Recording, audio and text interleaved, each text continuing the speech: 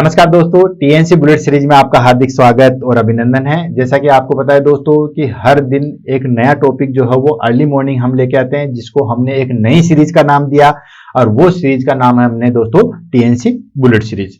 आपके कमेंट आ रहे हैं, बहुत अच्छा लगता है कि बिल्कुल जो हम मेहनत कर रहे हैं वो आपके लिए जो है वो काफी ज्यादा जो है वो इंप्रूव साबित होगी और सिलेक्शन में जो है वो हेल्प होगी। और टॉपिक रही बात क्लियर करवाने की, वो आप मेरे पे छोड़ दो। कोई भी टॉपिक बताइए, कैसा भी टॉपिक बताइए, हम अपनी मेहनत से जो हो उसको इजी करेंगे और न बल्कि उसको इजी करेंगे बल्कि उसको डायरेक्ट सेकेंडरी मेमोरी में जो है वो फिट कर देंगे। और जो भी आपको टॉपिक पढ़ना है वो आप कमेंट के द्वारा जो हो बता सकते हैं। आज का हमारे पास में टॉपिक रहेगा दोस्तों हेपेटाइटिस। यहाँ पे मैं आपको एक ही चीज बोलना चाहूंगा कि जो भी हम टीएनसी बुलेट सीरीज में टॉपिक पढ़ रहे हैं उनके आप जो हो पर्टिकुलर नोट्स बनाइए। पर्टिकुलर नोट्स बनाओगे तभी चीजें जो है वो आगे बढ़ेगी और वो हमेशा के लिए जो है हमारे पास में पूरे 365 जो है वो टॉपिक हमारे पास में इकट्ठे हो जाएंगे। क्लियर है? तो दोस्तों इसको पढ़ते हैं हेपेटाइटिस। क्वेश्चन आंसर की बात करें तो हेपेटाइटिस के अंदर जो हो बहुत सारे क्वेश्चन निकल के आते हैं। हेपेटाइटिस के अंदर हेपेटाइटिस ए किसकी वजह से होता है, क्या इसके साइन सिम्टम्स होते हैं, किस तरीके से इसका जो है वो प्रिवेंशन कर सकते हैं। हेपेटाइटिस बी कौन सा जो है वो कौन सा आरएनए होता है, कौन सा डीएनए वायरस होता है, किस तरीके से प्रिवेंशन होता है, किस किस के इम्यूनाइजेशन बन गए हैं। मतलब हर हेपेटाइटिस से जो हो बहुत सारे क्वेश्चन जो है वो आते हैं। क्वेश्चन कहां से कौन कौन से निकल के आएंगे वो सारी चीजें जो हो मैं वहीं पे बताता रहूंगा। वहीं पे जो क्वेश्चन एग्जाम में आ सकता है या आया हुआ है या इन फ्यूचर में आ सकता है उसका मैं उसी टाइम पे बता दूंगा। तो आप वहां पे जो हो वो इंपॉर्टेंट लिख लीजिएगा, बाकी इंपॉर्टेंट में भी जो हो यहाँ पे लिख देता हूं। टीचर क्या करता है दोस्तों, टीचर हमारे पास में जो है वो जस्ट जो जिस रास्ते पे आप चल रहे हो उस पे वो टीचर पहले से जा चुका होता है, उसने ऑलरेडी जो है वो सिलेक्शन लिया हुआ होता है। ठीक है, और हमने तो इस रास्ते पे बहुत बार जो है वो सफर जो है वो तय किया हुआ है। ठीक है, तो कौन सा क्वेश्चन जो है वो एग्जाम में आ सकता है या कौन सा क्वेश्चन जो है वो बनता है वो टीचर बताता है। बाकी चीजें तो जो है वो हर जगह ही अवेलेबल है। ठीक, लेकिन कौन सी चीजों पे हमें ज्यादा कंसंट्रेशन करना है वही हमें जो है वो यहाँ पे बेनिफिशियल मिलता है। तो दोस्तों शुरुआत करते हैं और आगे बढ़ते हैं। डेफिनेशन की बात करें तो हेपेटाइटिस जो है वो किससे लिया गया, लीवर से लिया गया। तो आपको पता ही है कि बिल्कुल सिंपल इन जो है वो इसकी डेफिनेशन हो गई। हेपेटिक जो है वो क्या हो गया, लीवर, और आइटिस का मतलब क्या होगा, इन्फ्लामेशन। तो inflammation of the liver that is called hepatitis. इससे सिंपल डेफिनेशन तो जो है वो क्या ही होगी। Hepatitis is the inflammation of the liver which can be caused by virus, alcohol, toxin, autoimmune disease और metabolic disorder। यानी कि हेपेटाइटिस क्या है, इन्फ्लामेशन ऑफ द लीवर होता है, जो किसकी वजह से हो सकता है, वायरस की वजह से हो सकता है, अल्कोहल की वजह से हो सकता है, टॉक्सिन की वजह से हो सकता है, ऑटो इम्यून की वजह से हो सकता है या मेटाबॉलिक डिसऑर्डर की वजह से होता है। क्योंकि लीवर हमारे लिए जो हो बहुत वाइटल ऑर्गन है इस बॉडी में। अगर मैं कहूं कि सबसे टफेस्ट और मुझे जो सबसे ज्यादा पसंद है वो दोस्तों लीवर है। लीवर सही है तो सारी दुनिया में सब चीजें सही है। ये हार्ट बीट तो किसी को देख के भी बढ़ सकती है, किसी को देख के भी कम हो सकती है। तो इन सब चीजों का जो है वो कोई नहीं, एग्जाम की बातें सुन के भी ये कर सकते हैं। लेकिन जो मेटाबॉलिज्म का काम होता है वो हमेशा जो है वो लीवर ही करता है। और लीवर कोई एक आधा काम नहीं करता, टोटल 27 फंक्शन जो है वो हमारे पास में लीवर करता है। तो सोचो कितना इंपॉर्टेंट जो है हमारे पास में ऑर्गन है। Clear? It can B acute, short term and chronic. ये एक्यूट भी हो सकता है और क्रोनिक भी हो सकता है। अब एक्यूट और क्रोनिक पे मैं यहाँ पे छोटी सी चीज ऐड करना चाहूंगा दोस्तों। जिस तरीके से छिपकली की पूंछ जो है वो कट जाती है तो उसके बाद वापस से जो है वो आ जाती है, ठीक है, ठीक उसी तरीके से अगर ऐसी जनरेशन हमारी बॉडी के अंदर होती, हाथ कट गया ऑटोमेटिक दूसरा हाथ आ जाता, ठीक है, ग्रोथ हो जाती है, राइट। अगर ऐसा होता तो बहुत अच्छी बात थी, लेकिन हमारी बॉडी में ऐसा नहीं होता है। लेकिन सिर्फ माइन्यूट जगह पे लीवर ही एक ऐसा है जो खुद से अपने आप को जनरेट कर सकता है। ध्यान रखना दोस्तों, सिर्फ लीवर ही एक ऐसा ऑर्गन है जो कि खुद से अपने आप को जो है वो लिटिल बिट, पूरा नहीं है, ऐसा नहीं है कि लीवर निकाल के या लीवर आधा काट के आपने बाहर फेंक दिया तो 2-4 दिन बाद दूसरा लीवर बन जाएगा, नहीं। काफी हद तक अपने आप को जो है वो दूसरा नया जनरेट कर लेता है। कुछ हद तक जो है वो ये चीजें इसके अंदर प्रेजेंट होती है। तो जैसे कोई भी इन्फ्लामेशन हुआ या कोई भी चीज ऑटो इम्यून डिजीज हुई या कोई टॉक्सिन आया तो उसकी वजह से लीवर जो है वो इन्फ्लामेटरी में या इन्फ्लामेशन हो गया तो धीरे धीरे वो सडनली अपने आप को जो है वो रिकवर कर लेता है। लेकिन अगर मान लीजिए वहां पे इन्फ्लामेशन ज्यादा है या ज्यादा टॉक्सिन चले गए, दारू बंद करने के लिए कहा था लेकिन फिर भी बंद नहीं किए, तो उसके बाद फिर वो क्रोनिक सिम्टम्स में जो है वो चले जाएंगे। दैट में लीड्स लीवर डैमेज, सिरोसिस और लीवर फेलियर जो है वो देखने को मिलेंगे। क्लियर?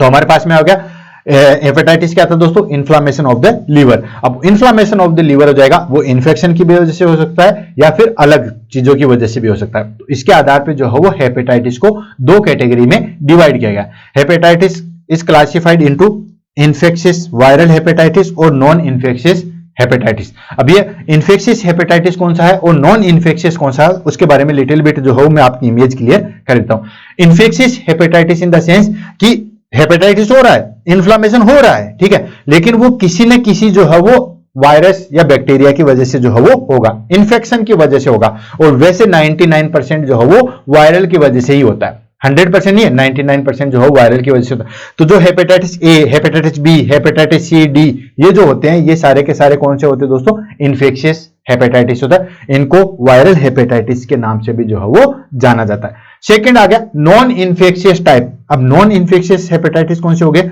मतलब उसमें इन्फ्लामेशन का कोई रोल नहीं होगा। लीवर में इन्फ्लामेशन होगा लेकिन उसमें बैक्टीरिया, वायरस, माइक्रो ऑर्गेनिज्म का कोई नहीं होगा। उसमें टॉक्सिन्स हो सकते हैं, उसमें हमारे पास में जो है वो दारू हो सकती है, ठीक है, अल्कोहल हो सकता है, उसके अंदर हमारे पास में जो है वो और कोई मेटाबॉलिज्म, कुछ ऐसी चीजें हम खा रहे हैं जिससे लीवर को बहुत ज्यादा काम करना पड़ रहा है और उसमें इन्फ्लामेशन हो गया। तो टॉक्सिन की वजह से हो सकता है, मेटाबॉलिज्म की वजह से हो सकता है, अल्कोहल की वजह से हो सकता है, उसकी वजह से अगर इन्फ्लामेशन हो रहा है तो उसको हम नॉन इन्फेक्शियस हेपेटाइटिस के नाम से जो है वो जाना जाता है। जैसे सिरोसिस ऑफ लीवर हो गया, ये सारी चीजें, ठीक है। तो वन बाय वन करके जो है उसको पढ़ते हैं और आगे बढ़ते हैं। कलम पेन निकाल लीजिए, कान, आंख, नाके के दरवाजे जो है वो खोल लीजिए।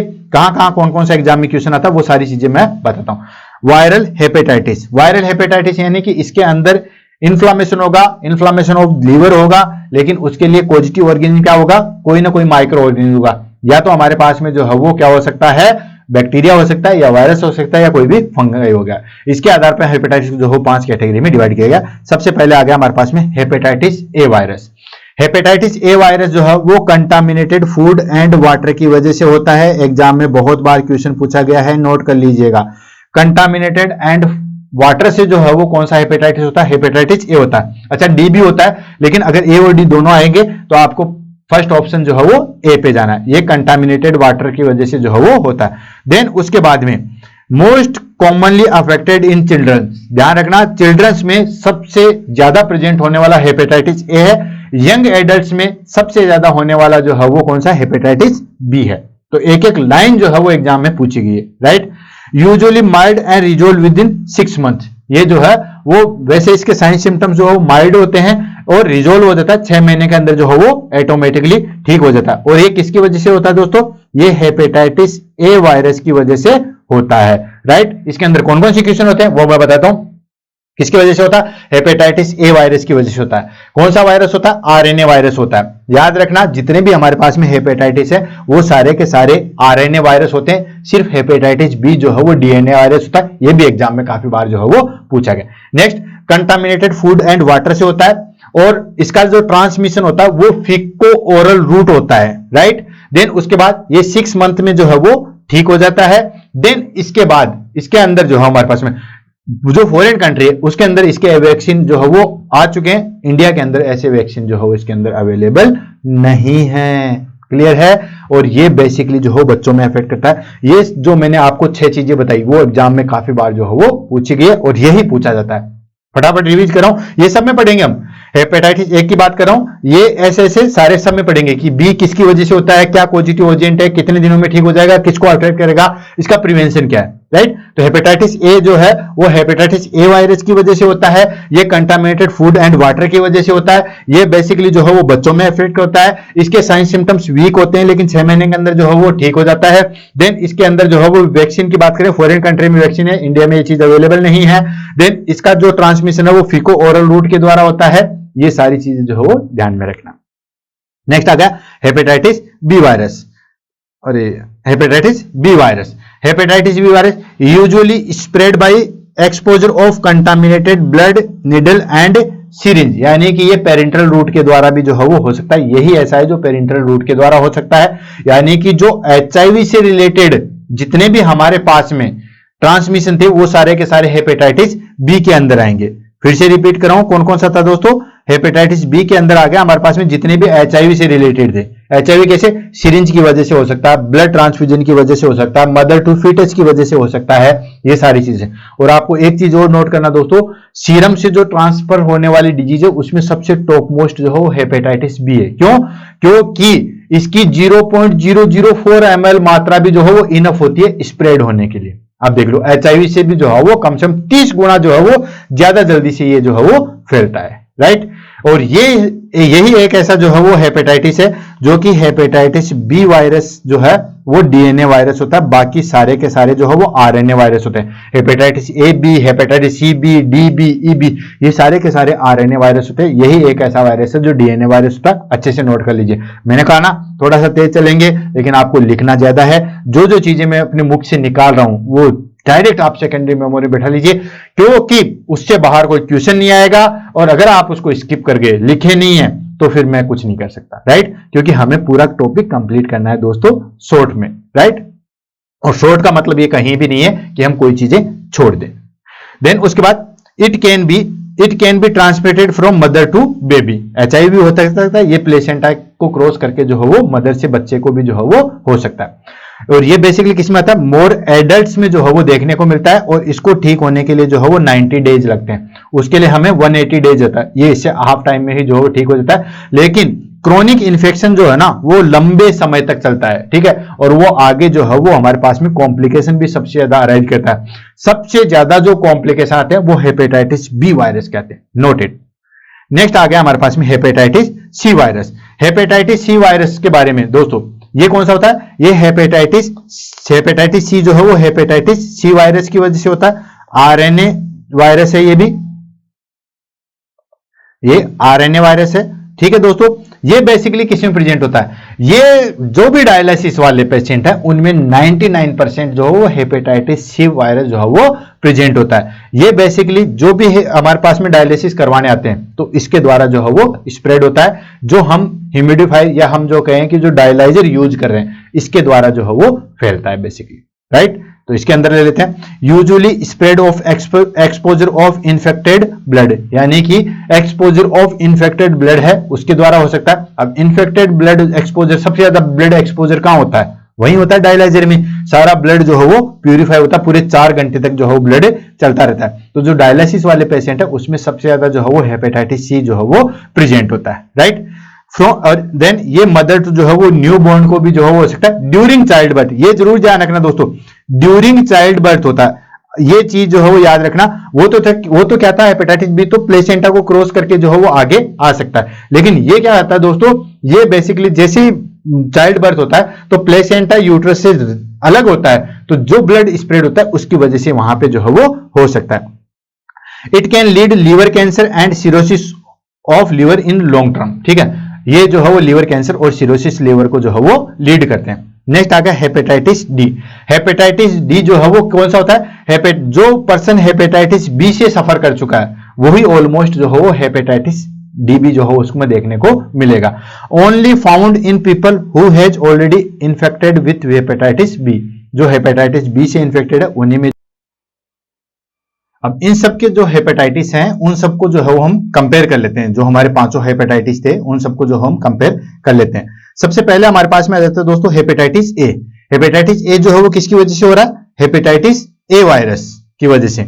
और ये किसकी वजह से, सोर्स क्या होगा, contaminated food and water. Prevention किस तरीके से कर सकते हैं, इंप्रूव्ड हाइजीन करती है और वैक्सीनेशन हम कर सकते हैं।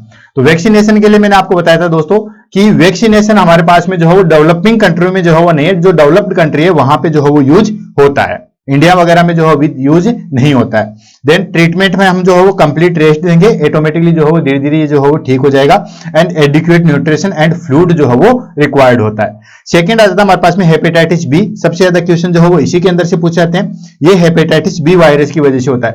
जितने भी हमारे पास में हेपेटाइटिस के वायरस हैं सारे के सारे RNA वायरस है, सिर्फ हेपेटाइटिस बी जो है वो ही DNA वायरस है, बाकी सारे के सारे जो है वो RNA वायरस है।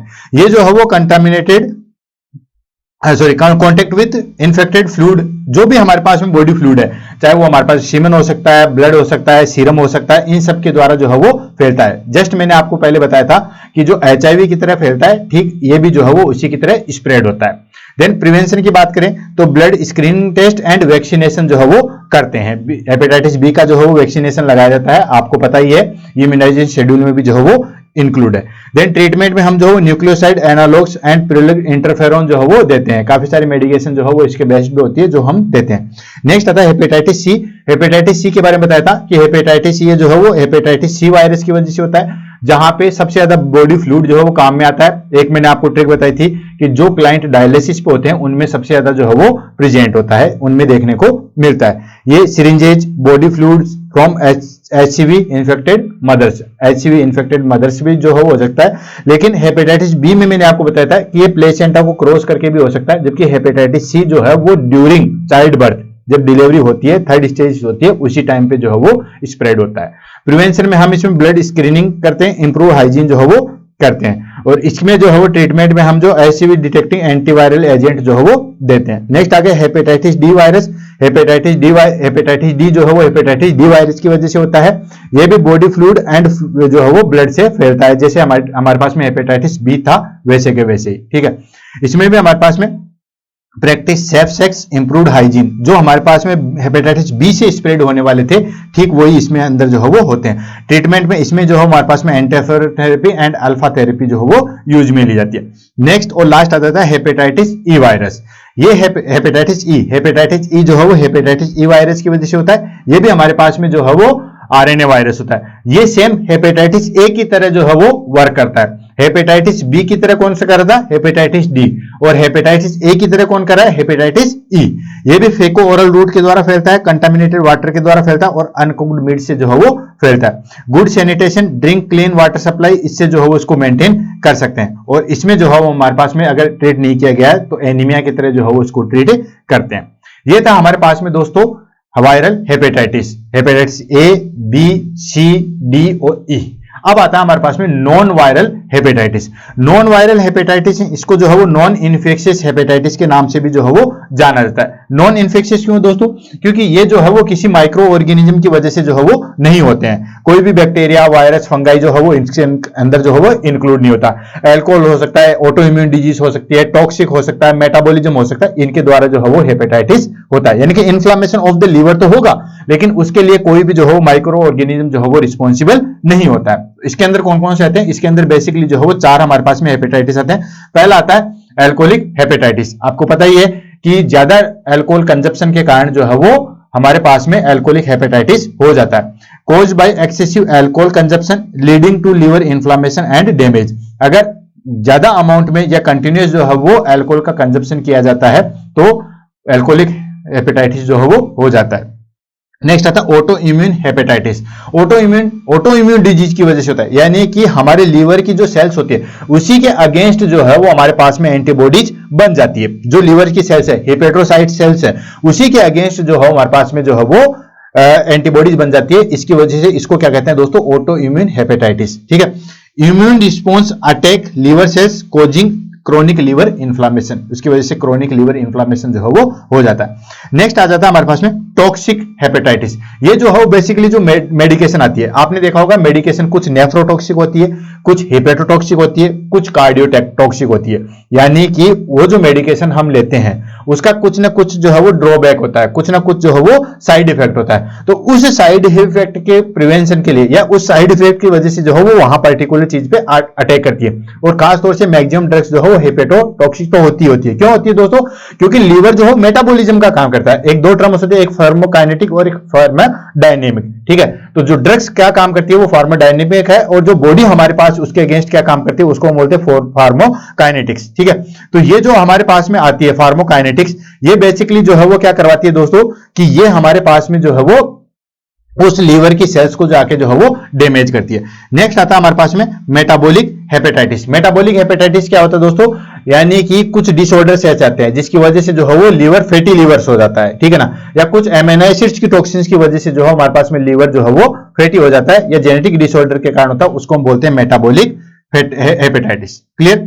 नेक्स्ट आता है हमारे पास में दोस्तों symptoms of hepatitis. Symptoms of hepatitis को दो कैटेगरी में डिवाइड किया है। एक तो एक्यूट हेपेटाइटिस में अलग सिम्टम्स आते हैं और क्रोनिक हेपेटाइटिस में जो है वो अलग सिम्टम्स आते हैं। एक्यूट वाले में ये बेनिफिशियल है कि थोड़े लंबे जो है वो थोड़े समय के लिए लेते हैं और फिर ऑटोमेटिकली जो है वो रिकवर हो जाते हैं। क्योंकि अभी हमने पढ़ा था कि हेपेटाइटिस ए जो है वो हमारे पास में 180 डेज में रिकवर हो जाता है, हेपेटाइटिस बी जो है वो 90 डेज में रिकवर हो जाता है, कुछ 45 डेज में जो है वो रिकवर हो जाते हैं। तो एक्यूट हेपेटाइटिस के जो है वो हमारे पास में sign symptoms short term infection होता है। इसके अंदर फीवर हो सकता सकता है, फटिक एंड वीकनेस होगी, लॉस ऑफ एपेटाइट होगी क्योंकि मेटाबॉलिज्म जो है वो अफेक्ट होगा, नोजिया एंड वोमिटिंग जो है वो देखने को मिलेगी, एब्डोमिनल पेन, क्यों? क्योंकि ये जो है वो लीवर को जो है वो मेटाबॉलिज्म में दिक्कत आती है। Then jaundice, yellowish colour of skin, जब जस्ट 2 दिन पहले मैंने क्लास ली थी उसमें मैंने जॉइंडिस बताया था, उसमें मैंने बताया था कि हेपेटिक सेल्स जब डैमेज हो जाती है तो उसकी वजह से वो क्या करता है कि जो अनकॉन्जुकेटेड जो है वो हमारे पास में प्रोटीन है उसको कॉन्जुकेटेड में जो है वो नहीं बदल पाती है, तो अनकॉन्जुकेटेड को कॉन्जुकेटेड में जो है वो नहीं बदल पाती है, उसकी वजह से जो है वो बिलिरुबिन लेवल जो है वो इंक्रीज होता है और बॉडी जो है वो येलोइश हो जाती है। लास्ट आ जाता है dark urine and pale stool, dark urine और पेल स्टूल जो है वो देखने को मिलता है। नेक्स्ट आ जाएगा हमारे पास में chronic hepatitis, chronic hepatitis in the sense long term infection या सिम्टम्स की वजह से जो है वो उसको बोलते हैं क्रोनिक हेपेटाइटिस, राइट। देन इसमें हमारे पास में क्या आता है, may be asymptomatic for years, यानी कि लंबे समय तक जो है वो एसिम्प्टोमेटिक होते हैं, ठीक है, कोई बेसिकली जो है वो पर्टिकुलर साइन सिम्टम्स जो है वो देखने को हमें नहीं मिलता है, अंदर ही अंदर जो है बीमारी स्प्रेड होती रहती है। Then liver cirrhosis of symptoms later stage, अब उसके बाद में लिवर सिरोसिस हो जाता है अगर उसको क्रोनिक स्टेज को रिकवर, पहली बात तो है कि क्रोनिक में जो है वो हमारे पास में साइन सिम्टम्स इतने अच्छे से प्रोड्यूस होते ही नहीं है, और अगर उसके बाद में प्रोड्यूस कब होते हैं, जब लीवर सिरोसिस हो जाएगा। तो लीवर सिरोसिस में हमारे पास में सबसे मेन चीज है असाइटिस, और ये आपने प्रैक्टिकल बेस्ड में भी देखा होगा और ये एग्जाम में भी जो है वो सबसे ज्यादा पूछा जाता है कि क्रोनिक हेपेटाइटिस में जो है हमारे पास में क्या होता है दोस्तों, असाइटिस होता है। और असाइटिस क्या होगा दोस्तों, हमारे पास में जो एब्डोमिनल है और एब्डोमिनल में जो हमारे पास में पेरिटोनियल कैविटी है वहां पे जो है वो फ्लूइड का एक्यूमुलेशन हो जाता है, इसको हम बोलते हैं दोस्तों असाइटिस, ठीक है, fluid buildup in the abdomen, that is called ascites. Next आ जाता है हमारे पास में दोस्तों स्वेलिंग इन लेग्स, यानी कि एडिमा जो है वो हो जाएगा, क्यों?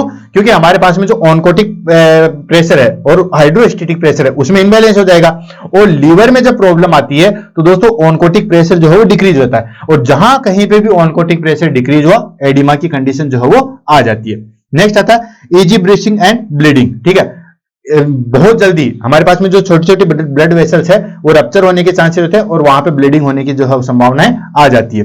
नेक्स्ट आता है एनसेफेलोपैथी, सबसे मेन आता है हमारे पास में एनसेफेलोपैथी, अगर कंटिन्यूअस उसको ट्रीट नहीं किया गया है तो क्या आता है दोस्तों, एनसेफेलोपैथी आता है। एनसेफेलोपैथी में क्या होता है कि जो हमारे पास में अमोनिया है, अमोनिया क्या है एक्चुअली बॉडी से जो है बाहर नहीं निकल पाती है, अमोनिया को जो है वो चेंज करके यूरिया में जो है वो कौन करता है, लीवर करता है। अब जब अमोनिया जो है वो हमारे पास में लीवर अब सही तरीके से काम नहीं कर रहा, लीवर सही तरीके से काम नहीं कर रहा है तो जो अमोनिया है वो ब्लड में जो है वो ज्यादा बढ़ जाती है। अब वो अमोनिया हमारे पास में ब्लड ब्रेन बैरियर को क्रॉस करके कहां चली जाती है दोस्तों, मस्तिष्क में, ब्रेन में चली जाती है, उसको हम क्या बोलते हैं, एनसेफेलोपैथी। इसको हम हिपेटिक एनसेफेलोपैथी के नाम से भी जानते हैं। 2 प्रकार की जो है वो एनसेफेलोपैथी होती है।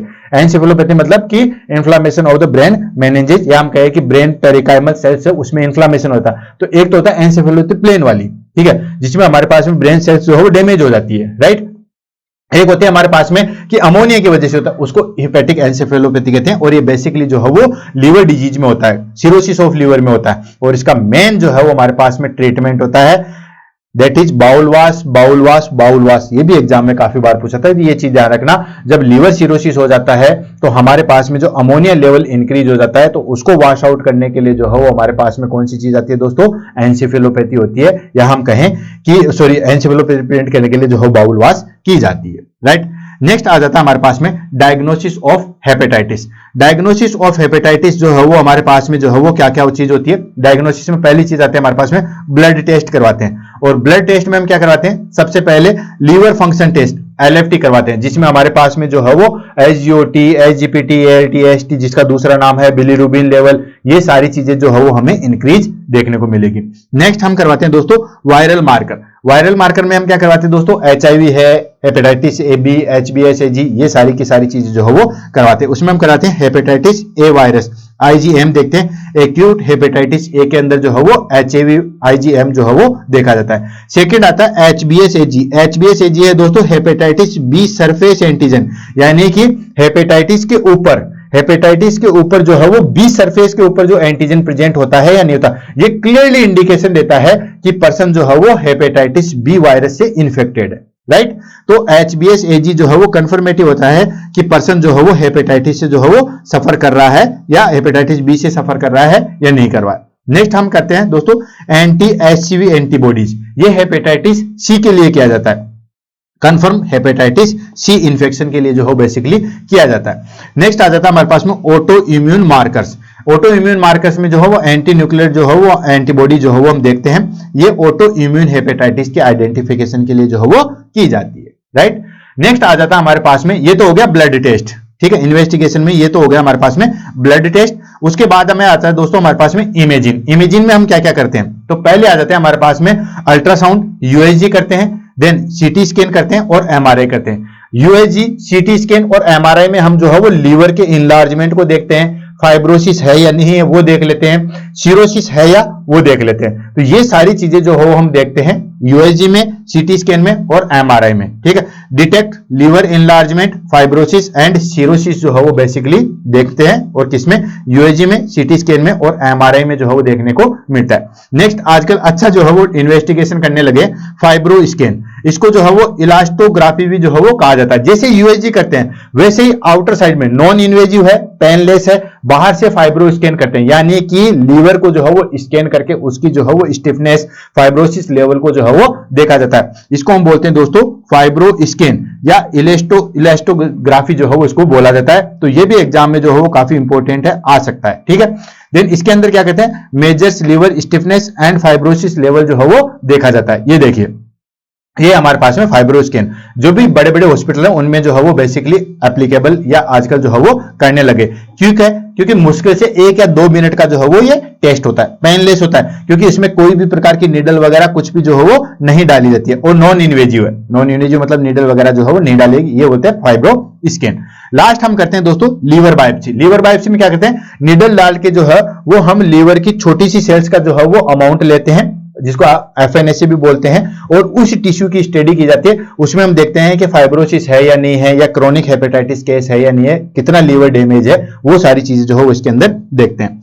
Help in diagnosis liver damage and fibrosis chronic hepatitis cases में। ये देखो, ये हो गया हमारे पास में लीवर बायोप्सी। इसमें क्या करते हैं, एक निडल जो है वो जस्ट इसके अंदर जो है वो इंसर्ट की जाती है, थोड़ा स्मॉल अमाउंट में जो है वो टिश्यू लिया जाता है, और उसको हम क्या कहते हैं दोस्तों, लीवर बायोप्सी बोला जाता है। नेक्स्ट आ जाता है हमारे पास में ट्रीटमेंट ऑफ हेपेटाइटिस, जो कि एग्जाम में काफी ज्यादा जो है वो पूछा जाता है। सबसे पहले हम सभी जो है वो 1 बाय 1 करके ले लेते हैं। सबसे पहले एक्यूट हेपेटाइटिस में हम जो है वो क्या ट्रीटमेंट करते हैं। एक्यूट हेपेटाइटिस बेसिकली 2 हेपेटाइटिस की वजह से होता है, हेपेटाइटिस ए और हेपेटाइटिस ई वायरस की वजह से, दोनों कोरिलेटेड थे। क्रोनिक वाला हेपेटाइटिस बी, हेपेटाइटिस डी और हेपेटाइटिस सी होता है, राइट। इसमें हम क्या करते हैं, सपोर्टिव केयर करते हैं। अगर एक्यूट इन्फ्लामेशन है या एक्यूट हेपेटाइटिस है तो उसमें सपोर्टिव केयर करते हैं। सपोर्टिव केयर में क्या करते हैं, रेस्ट देते हैं। रेस्ट देने से क्या होगा, लीवर को रेस्ट मिलेगा, मेटाबॉलिज्म ज्यादा से ज्यादा लीवर को करना नहीं पड़ेगा, और उसको जो है वो अपना वर्क करने में बेनिफिट होगा। हाइड्रेशन मतलब उसको प्रॉपर जो है वो लिक्विड डाइट पे रखेंगे। और पेन मैनेजमेंट हम डाइक्लोफेनिक सोडियम या ट्रामाडोल जो है वो दे सकते हैं। Next, avoid alcohol and hepatotoxic drugs, जो हम अल्कोहल को जो है वो कंप्लीटली अवॉइड करेंगे, और हेपेटोटॉक्सिक ड्रग जो पैरासीटामोल लेते हो, सबसे ज्यादा जो है वो हेपेटोटॉक्सिक ड्रग्स होती है, ध्यान रखना दोस्तों। तो जो हमारे पास में पैरासीटामोल ड्रग्स है वो हेपेटोटॉक्सिक होती है, और ये जो है वो बेसिकली लीवर को जो है वो डैमेज करती है। तो पैरासीटामोल की हाई डोज जो है वो अवॉइड कर देनी चाहिए, और इवन पैरासीटामोल जो है वो कम से कम जो है वो काम में लेनी चाहिए। Most cases resolve liver their on within weeks, यानी कि मैंने बताया था कि लीवर में ये कैपेसिटी होती है कि विद इन कुछ टाइम पीरियड के बाद में जो है वो अपने आप को रिकवर कर लेता है। सेकंड आता है हमारे पास में क्रोनिक हेपेटाइटिस, और क्रोनिक हेपेटाइटिस में कौन सा आता है दोस्तों, हेपेटाइटिस बी, हेपेटाइटिस सी और ऑटो इम्यून, ठीक है, और हेपेटाइटिस डी भी जो है वो इसके अंदर जो है वो इंक्लूड कर सकते हैं। इनका ट्रीटमेंट जो है वो बड़ा चलता है। पहले हम ले लेते हैं हेपेटाइटिस बी वायरस का जो है वो ट्रीटमेंट। सबसे पहले इसमें एंटीवायरल मेडिकेशन जो है वो देते हैं। जितने भी हमारे पास में एंटीवायरल है उनका ध्यान रखना, पीछे जो हो वीर है, साइक्लोवीर, टर्नोवीर, क्रोमोवीर, ये से सारी चीजें जो है वो आएगी। तो एंटीवायरल ड्रग्स कौन सी देते हैं दोस्तों, टेनोफ्लोवीर और एंटाकेविर जो है वो देते हैं। ये क्या करते हैं, रिड्यूस वायरल रेप्लिकेशन, जो हमारे पास में वायरस जो है वो 1 से 2, 2 से 4, 4 से 8 मतलब उनका मल्टीप्लिकेशन होता है, उसको जो है वो रिड्यूस करता है, और लीवर डैमेज को जो है वो रोकता है, राइट। देन उसके बाद में जो है वो क्या देते हैं दोस्तों, प्रेगुलेटेड इंटरफेरोन अल्फा। इंटरफेरोन मैंने आपको जब हमारे पास में बैक्टीरिया वायरस का जो है वो डिफरेंशिएट बताया था, माइक्रोबायोलॉजी में बहुत डिटेल्स है, तब उनकी पूरी मेटाबॉलिज्म मैंने आपको बताई थी, और पूरा जो है उनका डैमेज लेवल बताया था कि इंटरफेरोन जो हो बैक्टीरिया पे बिल्कुल भी असर नहीं करता, ठीक है, बिल्कुल भी असर नहीं करता। लेकिन इंटरफेरॉन जो है वो वायरस पे सबसे ज्यादा जो है वो इफेक्ट डालता है। और साथ के साथ दोस्तों कि इंटरफेरॉन ही जो है वो सही तरीके से वायरस पे इफेक्ट डालता है। तो जब वायरल इंफेक्शन में कहते हैं हम एंटीबायोटिक थेरेपी लेते हैं, जो कि सबसे बड़ी बेवकूफी होती है। वायरल इंफेक्शन है फिर एंटीबायोटिक क्यों, काम ही नहीं करेगी तो कोई मतलब नहीं है। उसके लिए हम इंटरफेरॉन थेरेपी जो है वो लेते हैं। इसके अंदर जो हम इंटरफेरॉन अल्फा जो है वो काम में लेते हैं। इससे क्या होता है, इम्यून रिस्पॉन्स जो है हमारे पास में बूस्टअप होता है। नेक्स्ट आता है हेपेटाइटिस सी ट्रीटमेंट। इसमें हमारे पास में हेपेटाइटिस बी का एक और आ गया है दोस्तों कि प्रिवेंशन के दौरान जो हम हेपेटाइटिस बी का जो है वो वैक्सीन लगाते हैं। आजकल पता ही इम्यूनाइजेशन शेड्यूल में मैंने ऑलरेडी जो है बता रखा था कि हेपेटाइटिस बी का जो है वैक्सीन लगता है 0.5 ml लगता है हमारे पास में। 1 मंथ का जो है वो इंटरवल होता है हमारे पास में। इसकी बेसिकली जो है वो 3 डोज लगती है और बच्चों में 8 बर्थ से ही जो है हेपेटाइटिस बी को जो है वो इंक्लूड कर दिया गया। IM इंजेक्शन लगता है, राइट। नेक्स्ट आता है हेपेटाइटिस सी ट्रीटमेंट। इसके लिए हम क्या करते हैं, डायरेक्ट एक्टिंग एंटीवायरल ड्रग्स जो है वो देते हैं। डायरेक्ट जो है वो इस वायरस के ऊपर जो है वो अटैक करती है, जैसे कि हमारे पास में सोफाफ्लोसोविर, लेडोसोपिविर, डेक्टालविर, ये सारी जो है वो हमारे पास में डायरेक्ट करती है और ये 90 to 95% जो है वो इनकी क्योर रेट है। नेक्स्ट आ जाता है हमारे पास में ऑटो इम्यून हेपेटाइटिस ट्रीटमेंट। तो दोस्तों जितने भी हमारे पास में ऑटो इम्यून डिजीज होती है उनके लिए बेसिकली जो है वो 2 थेरेपी दी जाती है। एक हम स्टेरॉइड थेरेपी देते हैं और दूसरी जो हम इम्यूनोग्लोबुलिन्स देते हैं। बने बनाई जो है वो इम्यूनो सप्रेसेंट या इम्यूनोग्लोबुलिन्स जो है वो दिया जाता है।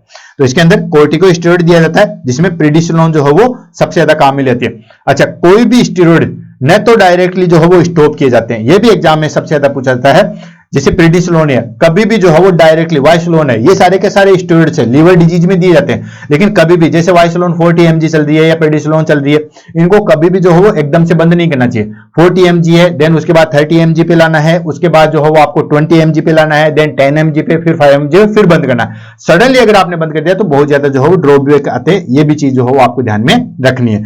देन उसके बाद जो है वो हमारे पास में इम्यूनो सप्रेसेंट देते हैं, ठीक है, जो कि हमारे पास में इम्यूनिटी को जो है वो डिक्रीज देते हैं। साथ के साथ जो है वो इम्यूनोग्लोबुलिन्स, ये भी जो है वो ध्यान रखना, इम्यूनोग्लोबुलिन्स जो है वो भी दिए जाते हैं। लास्ट आ जाता है alcoholic and toxic hepatitis treatment के लिए हम क्या करते हैं दोस्तों, सबसे पहले तो अल्कोहल जो है वो बंद कर देते हैं, राइट। अल्कोहल जो है वो बंद कर देते हैं और न्यूट्रिशन थेरेपी में हम जो है वो थायमीन देते हैं। आपको पता होगा कि अल्कोहल विड्रॉल में जो है सिम्टम्स आते हैं, उसको मेंटेन करने के लिए जो है वो थायमीन जो है वो इंजेक्शन दिए जाते हैं, ठीक है। विटामिन B12 है, फोलिक एसिड और ये सारी चीजें जो है वो दी जाती है। थायमीन को भी जो है वो दोस्तों याद रखना, काफी बार एग्जाम में जो है वो पूछा जाता है।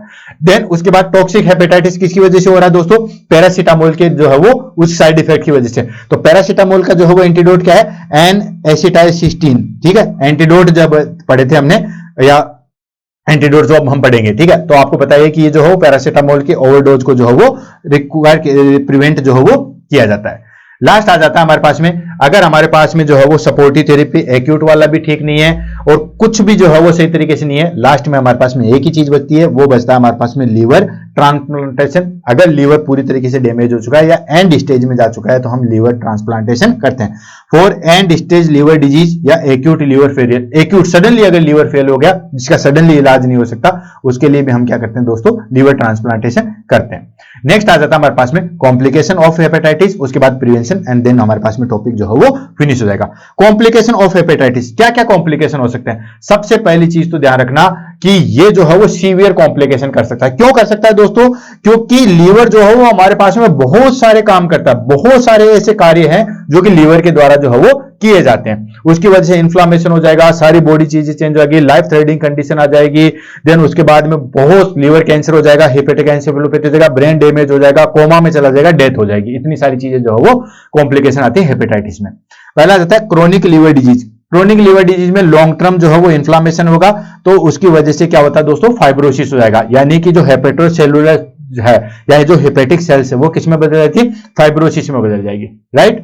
नेक्स्ट आता है दोस्तों सिरोसिस। सिरोसिस क्या होता है, स्कार फॉर्मेशन हो जाएगा, जो हेल्दी सेल्स है उसकी जगह कौन ले लेगा, स्कार टिश्यू जो ले लेगा, स्कार नहीं देगा। जिस तरीके से कोई कट लग जाता है तो वहां पे स्कार बन जाता है, तो ये स्कार जो है वो बन जाते हैं, लीवर सेल्स जो है वहां से चेंज होगी और स्कार जो है वो बन जाएंगे।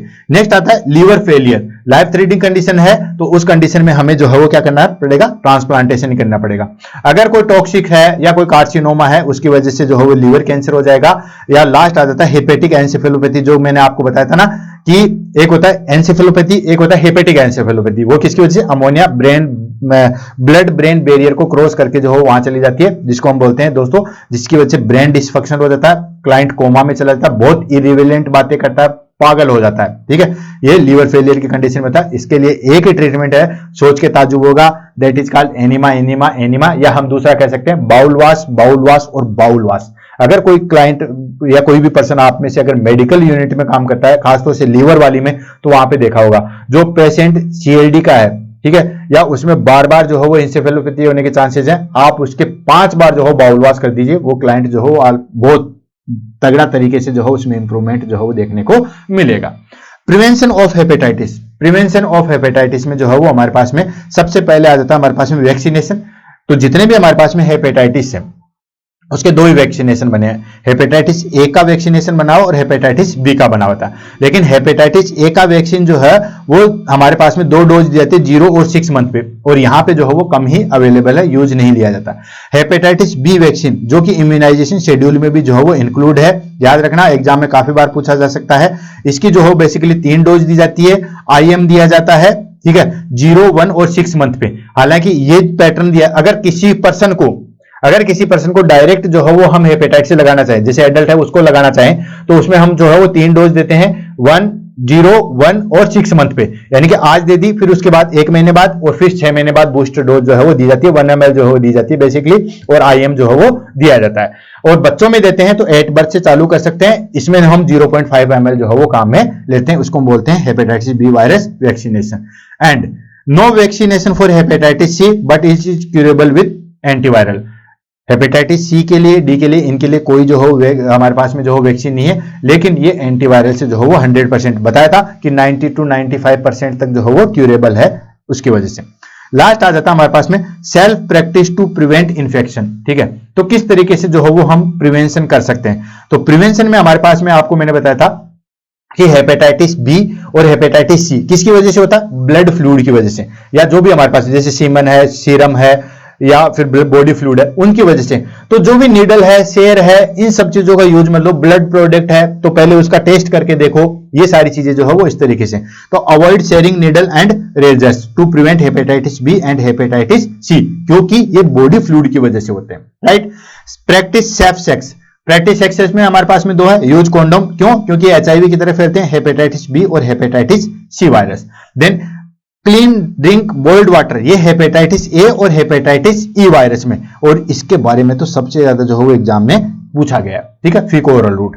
देन उसके बाद आता है proper hand hygiene and food, ये भी हमारे पास में हेपेटाइटिस ए और हेपेटाइटिस ई वायरस के लिए जो है वो हम प्रिवेंशन में काम में लेते हैं। क्लियर है? तो दोस्तों आज हमने जो है वो कंक्लूजन में सबसे पहले हेपेटाइटिस पढ़ा था। हेपेटाइटिस में हमारे पास में आया था दोस्तों inflammation of the liver cells. अब वो इन्फ्लामेशन किसी भी वजह से हो सकता है, माइक्रो ऑर्गेनिज्म की वजह से भी हो सकता है, और हमारे पास में जो है वो नॉन माइक्रो ऑर्गेनिज्म की वजह से होता है। इस आधार पर हेपेटाइटिस को जो है वो 2 तरीके से डिवाइड किया गया था। एक था हमारे पास में दोस्तों इन्फेक्शियस हेपेटाइटिस, जो कि वायरस की वजह से होता है, जो कि हमने A, B, C, D और E के रूप में 5 प्रकार के जो है वो उसके पढ़े थे, राइट। उसके बाद में जो है वो हमने पढ़ा था नॉन इन्फेक्शियस में। नॉन इन्फेक्शियस में हमारे पास में जो है वो एल्कोहलिक हेपेटाइटिस पढ़ा था, टॉक्सिक पढ़ा था, ऑटो इम्यून पढ़ा था, ठीक है, ये मेटाबॉलिक पढ़ा था, ये सारी चीजें क्लियर। उसके बाद में हमने इसके जो है वो दोनों के जो है वो अलग अलग साइन सिम्टम देखे थे, एक्यूट देखे थे और क्रोनिक देखे थे। उसके बाद इसके टेस्ट देखे थे, टेस्ट में हम ब्लड टेस्ट देखे थे जिसमें बेसिकली जो है वो LFT करवाते हैं, स्कैन देखा था उसमें हम USG, CT स्कैन, MRI जो है वो देखा था, और फाइब्रो स्कैन देखा था,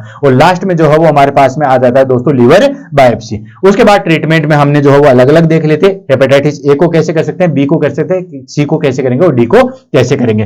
प्रिवेंशन में हमारे पास में वैक्सीनेशन आता है और अच्छी प्रैक्टिस जो है वो काम में आ सकती है। तो हेपेटाइटिस जो है वो सीरियस लीवर डिजीज है, जो कि किसकी वजह से हो रही थी? वायरस की। वायरस के थे 5 टाइप हमने पढ़े थे, और अल्कोहल, टॉक्सिन और इम्यून डिसऑर्डर इनके नॉन इन्फेक्शियस में हमने पढ़ लिए थे। अर्ली ट्रीटमेंट और डायग्नोसिस जो है वो कॉम्प्लिकेशन से हम इसको जो है वो प्रिवेंट कर सकते हैं। कॉम्प्लिकेशन क्या क्या हो सकती थी? सिरोसिस हो सकता था, लीवर फेलियर हो सकता था और कैंसर हो सकता था। And vaccination and safe hygiene practice जो है वो अवॉइड रिस्क को जो है वो प्रिवेंट करते हैं, और प्रिवेंशन में हमारे पास में ये की पॉइंट जो है वो आते हैं। दोस्तों टॉपिक बड़ा था लेकिन फास्ट हमने किया था। आपको ये टॉपिक कैसा लगा और आपको ये इंफॉर्मेशन कैसे लगी उसके बारे में जरूर बताइएगा, और जहां जहां मैंने बोल दिया कि ये इंपॉर्टेंट है उसको आप गांठ बांध दीजिए, क्योंकि वो आपको नेक्स्ट एग्जाम में जो है वो देखने को मिलेगा, 100% देखने को मिलेगा। क्योंकि जो बच्चे एग्जाम देके आते हैं वो सीधा सीधा बोलते हैं कि सर आपने जैसे जैसे बताया था वैसे के वैसे जो है वो हमें देखने को मिला है। तो इसके बारे में कि जो हमने इंपॉर्टेंट चीजें बताई या कितना आपको ये सारी चीजें समझ में आई उसके बारे में भी 2 शब्द कहिए, और जो डिजीज आपको पढ़नी है उसके बारे में बताइएगा। लेकिन वहां पे एक ही चीज ध्यान रखना है कि वो डिजीज बताइएगा जो हुई नहीं है, क्योंकि कुछ बच्चे ऐसे कमेंट कर देते हैं जो ऑलरेडी 1-2 दिन पहले ही वो डिजीज कंप्लीट हुई है। तो पहले देखिए, देखने के लिए मैं बताऊं आपको दोस्तों, ये पूरे 365 दिन सीरीज आपकी जो है वो चलेगी, हर दिन 7 बजे जो आएगी बुलेट सीरीज के नाम से। आपको सबसे पहले यूट्यूब चैनल में जो है वो टीएनसी नर्सिंग देखना है, उसमें आपको जो है टीएनसी नर्सिंग में चैनल को सब्सक्राइब नहीं किया तो उसको कर लीजिएगा, बेल आइकन को जरूर दबाएगा क्योंकि नोटिफिकेशन फिर जो है वो नहीं आएगा। बेल आइकन दबाएंगे तो आपके पास में नोटिफिकेशन भी आएगा और पूरी इंफॉर्मेशन भी जो है वो आपको मिलेगी। साथ के साथ आप व्हाट्सएप और टेलीग्राम ग्रुप पे भी जुड़ सकते हो, उसमें जो भी इंफॉर्मेशन आती है, फोरम से रिलेटेड इंफॉर्मेशन आती है, वो सारी चीजें जो है आपको देखने को मिलेगी। तो दोस्तों इसी के साथ आज की क्लास खत्म होती है। क्लास कैसे लगी, इंफॉर्मेशन कैसे लगी उसके बारे में 2 शब्द जरूर कहिएगा। तब तक के लिए दोस्तों all the best, have a nice day, खम्मा गणी, राम राम सा।